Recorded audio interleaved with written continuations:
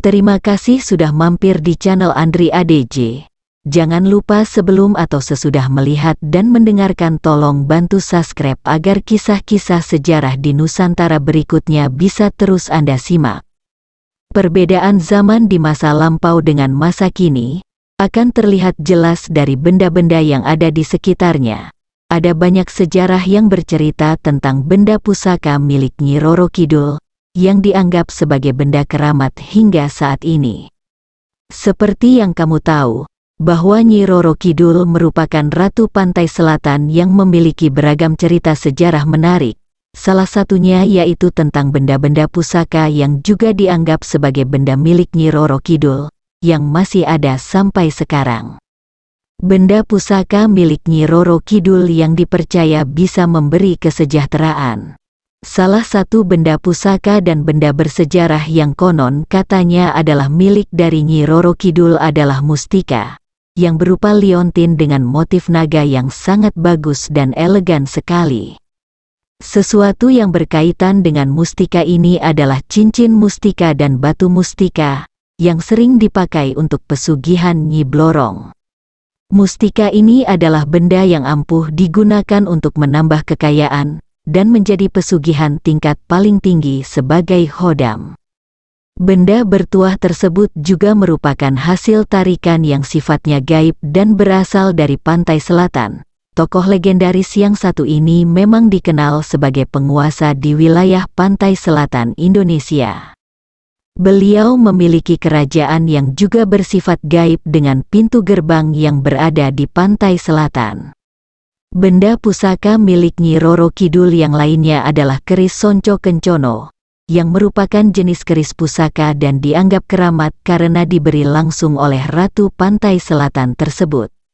Banyak juga benda pusaka lainnya di kalangan kerajaan, misalnya Kasunanan dan Kesultanan Yogyakarta.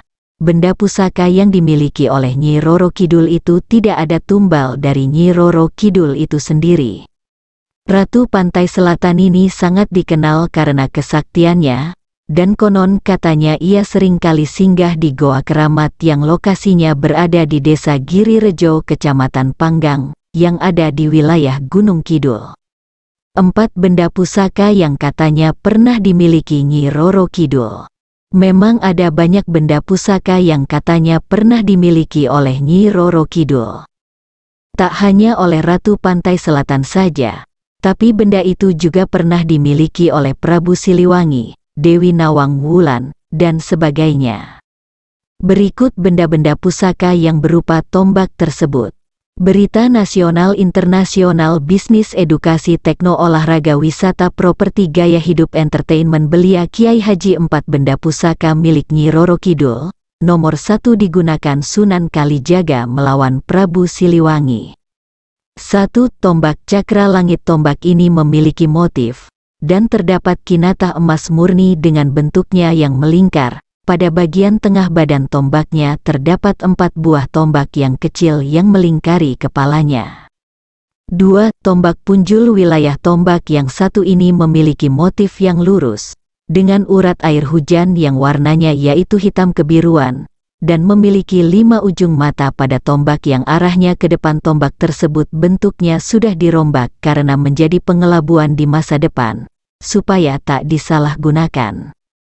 3. Tombak Panatagama. Motif pada tombak Panatagama adalah 3 cabang tombaknya yang mengarah ke depan, dengan urat besi aji meteor yang legam, warnanya hitam dan bersisik tanpa ada pamor, dihiasi dengan 7 buah batu berwarna merah delima, dan sebagainya. 4. Tombak Cemeti Rasul. Tombak ini sering disebut juga dengan tombak alam jagat raya dan tombaknya berupa besi yang panjang. Mungkin masih banyak juga benda pusaka milik Nyi Roro Kidul yang belum diketahui. Namun, ada atau tidaknya benda pusaka tersebut hanya kisah misteri dengan banyak versi. Asteris. Adapun benda sakti yang terkenal pada zamannya seperti keris naga Sasra Serbuk Intan. Yang awalnya istilah naga berasal dari bahasa Sansekerta yang artinya adalah ular. Naga ataupun ular tersebut tinggal di bawah tanah.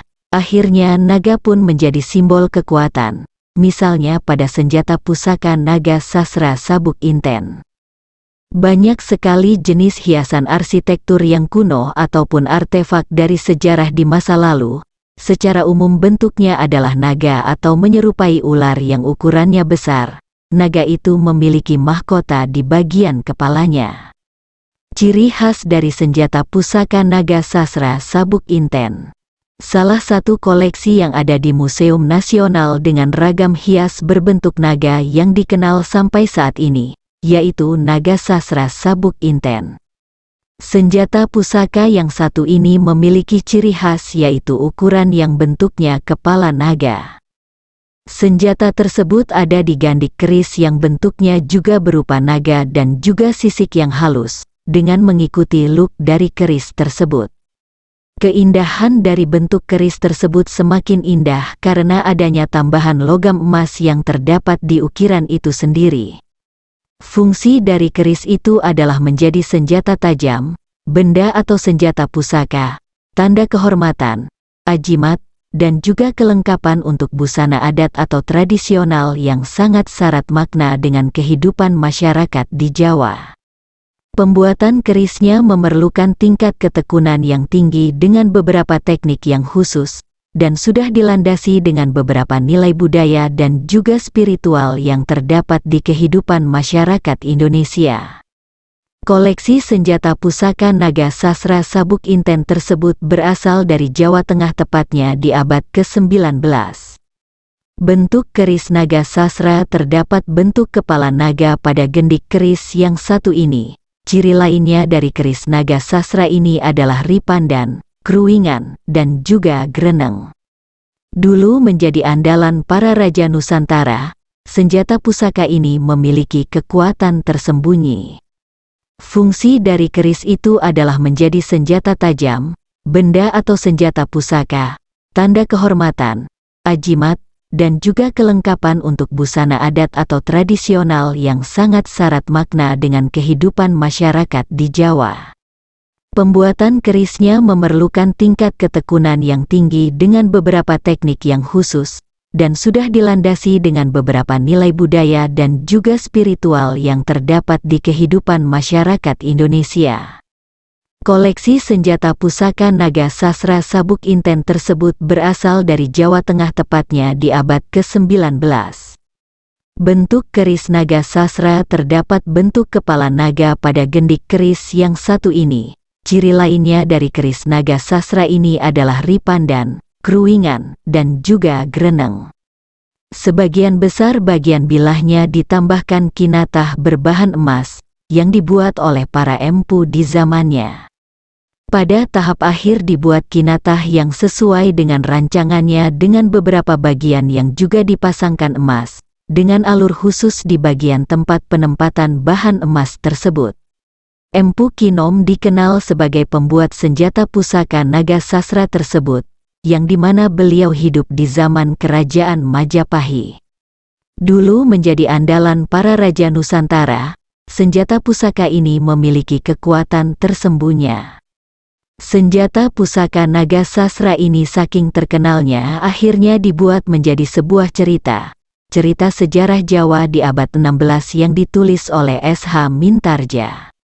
Diawali dengan tokoh utamanya yang bernama Mahesa Jenar yang merupakan bekas perwira dari Kesatuan Nara Manggala. Awalnya, Mahesa Jenar melepaskan jabatannya itu di Kerajaan Demak. Ketika kondisi kerajaan saat itu sedang suram, pendekar ini menemukan keris pusaka atau senjata pusaka, yang ternyata dicuri tapi berhasil ia rebut kembali. Keduanya berasal dari pendekar golongan hitam, yang dimana pada akhir ceritanya keris naga sasra dan sabuk inten diberikan pada Sultan Trenggono. Dalam perjalanan ceritanya, banyak lika-liku, jenis-jenis kesaktian, dan sebagainya. Kesaktiannya yang terkenal dari senjata pusaka yang satu ini, memang menarik perhatian sehingga dibuat cerita sejarah yang juga menarik. Sekali lagi jangan lupa subscribe dulu ya, terima kasih. Semoga kita semua selalu sehat.